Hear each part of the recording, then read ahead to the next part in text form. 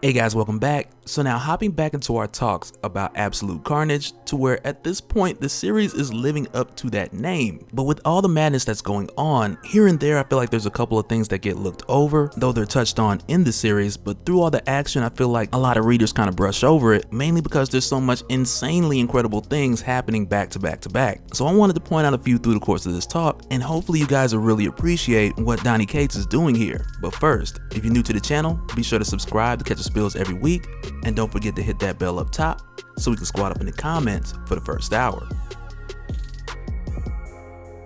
Alright, so in our last talk about the series of Absolute Carnage itself, because throughout this playlist we've done some talk about the tie-ins as well, but where we had left off talking about the series, both Venom and Spider-Man had went to Ravencroft in order to snatch Norman Osborn, who previously had a symbiote and was known as the Red Goblin. And we talked about a bit of his condition before, with him believing that he's Cletus Cassidy. But the funny thing is, like, if you read like his Ravencroft report, like the way it's worded, the cause of his condition pointed back to Spider-Man. And I mean, you can technically say that it did, with saying that the symbiote that Peter brought back to Earth after Secret Wars had been the source of this issue, which it is. But the thing is now, because of Venom First Host, and also the hidden history of the military with Rex and with S.H.I.E.L.D. using other symbiotes as super soldiers, we know now that that history is a bit more complex than what we had thought it to be up until this point. But also with Norman Osborn's history of substance abuse and multiple personality disorders, it's pretty clear that this guy went off the rails well before he had stolen the Carnage symbiote. And so now, as far as Venom and Spider-Man taking Norman Osborn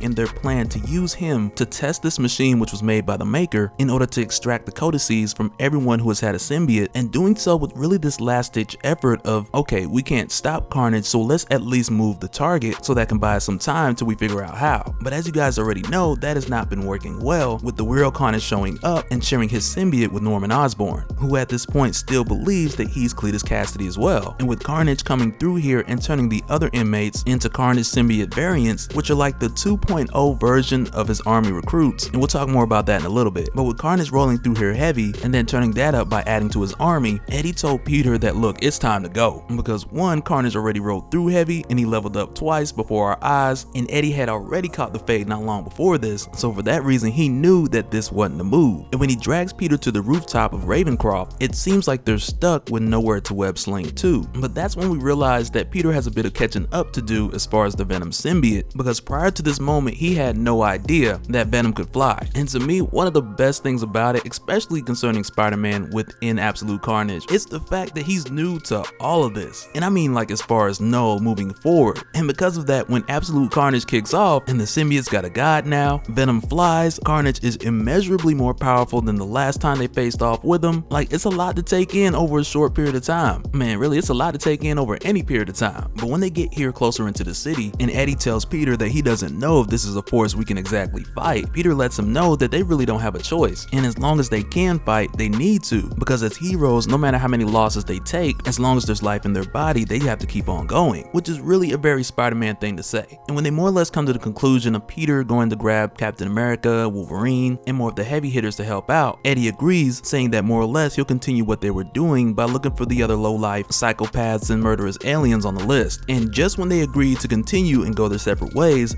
Eddie gets a call from the Maker. And for me, it's funny the picture that he has of the Maker that's set to his phone number, because his smile is just super creepy. And to be honest, I would have just left the name and had no picture pop up, just me personally. But the Maker, he's always had some sort of creepy expression on his face, like even in the 1610 universe when he was just Reed Richards. And even to this day, the Maker still pulls that off even with half of his face hidden. But the reason for the Maker calling, it was truly to give Eddie an update about Anne Wang, Dylan's mother, who's also formerly known as She-Venom. And we had talked about previously on this playlist like the whole ordeal with Eddie giving her the Venom symbiote in order to save her life, and not long after her having Dylan as a result of it, but then dropping off Dylan at a young age with Eddie's father because she wasn't able to take care of him. And at this point, this is information that Eddie and the Maker are both aware of. But with the Maker calling Eddie concerning the gravesite that was just like a pile of all the people who were deceased who previously had symbiotes, that the deceased Anne Wang wasn't among those bodies. And when they talk about her, you can tell it's a sensitive subject even for Eddie, or especially for Eddie, given that during the time that she was She-Venom, like, she was a slaughterhouse. And I mean, Eddie tried to get her to tone down, but it was crazy, like almost like she enjoyed it. But at the time when Eddie Eddie got the symbiote back, and more so doing so by threatening to leave the both of them and not return, like even to the symbiote. At the time, Anne had claimed that the symbiote was making her do it, but Eddie told her that the symbiote doesn't make you do anything, or at least not anything that you already don't want to do. And finding out everything that she did kind of drove her crazy, especially dealing with the possibility that it was of her will and things that she wanted to do. But from here, jumping forward into the Looking Glass, which took place at a time when Peter Parker, who had returned to the red and blue costume, at this point went back to black because his red and blue costume got stolen when he was sleeping on the street. But with doing this at a time when Eddie was trying to get some of the eye back, and I mean some of the things he had before he had the symbiote and the eye became we, like at the time with him having a career and having a wife, like he had went back to see Anne after the She-Venom incident, which he still hadn't fully recovered from. But with doing so back at the time, Eddie opens the window and they see Spider-Man swing by in the black costume,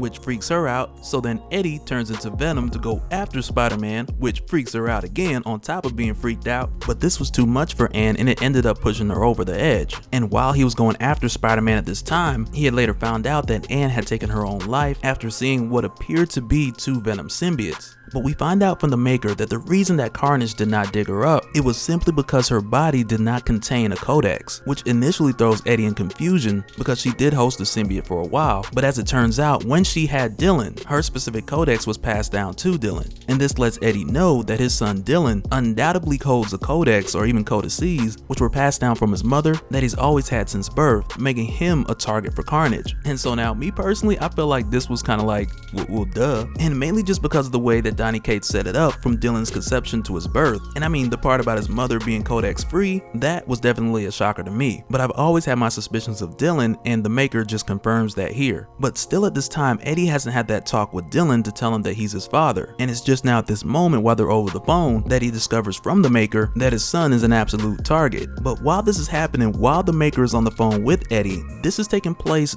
during what we talked about in the previous video with all the going-ons of Venom issue 17 and what was actually going down over at Rex's safe house where the maker was working. Because if you guys remember, during this time, the three of them were attacked by the Phage, Agony, Riot, and Lasher symbiotes. And it was during this altercation where the maker made his discovery of Dylan and also called Eddie, but also the Phage symbiote spilled the beans to Dylan by telling him he smells like his father and that his father is Venom, making this the first time that Dylan has actually heard the truth. But at this point, neither the maker or Eddie are aware that Dylan already knows. So when the maker asks Eddie if he wants him to let Dylan know, Eddie's just like, no, not yet, I don't want to scare him. But in my opinion, I think Dylan's pretty tough. I think he could take it, or at least it would be better coming from Eddie rather than one of his symbiote siblings. But from here, going back to Carnage and why he didn't chase after Eddie and Peter like immediately, though after they fled Ravencroft, that's what Norman Osborn wanted to do. But Cassidy also let Osborn know that this is much bigger, that he is much bigger than being in the need of just chasing them down. But from here, he takes Osborn to his underground lair, which I'm pretty sure is an extension of the underground locations that we've seen in Lethal Protector, because previously when Carnage initially started building his army, he had went to that exact location. But after collecting a number of codices, both this location and his army got like a crazy upgrade. But while they're here, which is also where Carnage has set his own throne, Osborn expresses a bit of frustration with Cassidy referring to Osborn as Norman, which is his first name. But Cletus lets him know fairly quickly, like, look, no, your name's Norman, there's only one true Cletus Cassidy, and really,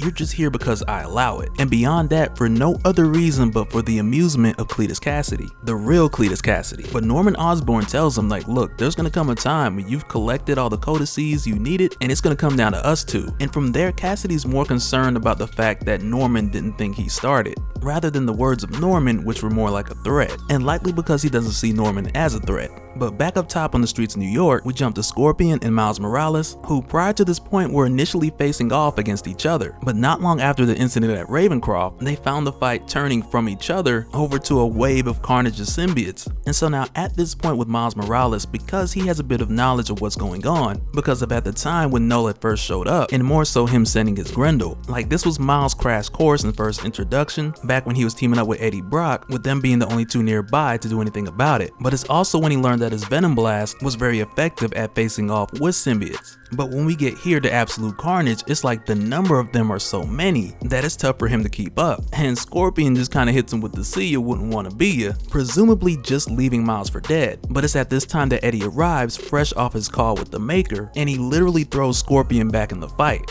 But when he does this, he literally throws him back to Cletus Cassidy, who just shows up. And for Scorpion, you could just imagine, like, in his mind, he's like, oh man, like I should've just stayed around pretending to fight some of these guys on the other end, because Eddie gonna mess around and throw me to the boss. And it's crazy because as soon as Cletus Cassidy catches him, he goes for the spine, because at one point in time, Scorpion had warned the Venom symbiote. But when this happens in a very un-Scorpion-like manner, Miles comes in at the last second and saves his life. But with Scorpion being injured and unable to walk, Eddie gets him out of there, leaving Miles to himself to face off with Carnage. And it doesn't go well, because Carnage gets Miles, who has never worn a symbiote before, and while he's being bonded, he can't think straight, or at least he's not focused enough to use his Venom Blast, and he's taken under without being able to fight his way out, which turns Miles Morales into a symbiote Spider-Man for the first time. And it's not pretty. But at this point, I gotta admit, I can't help but think about the history of Miles Morales and symbiotes like in general, because previously when he was in the 1610 universe and he faced the Venom from that universe, who was a beast by the way, at one point that symbiote believed that his father was Spider-Man and he wrongfully attacked him, leaving him hospitalized. And as for his mother, 1610 Venom without a doubt was the cause of her death, because when that Venom came back and took Miles, she begged that Venom to take her instead. But when Miles broke free, releasing himself from that symbiote's hold,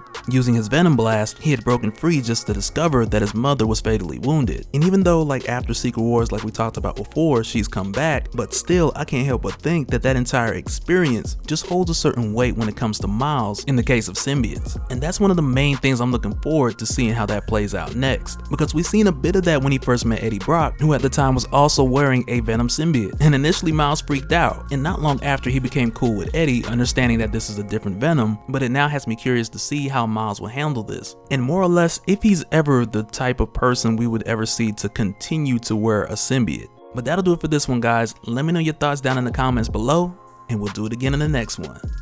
Alright, later.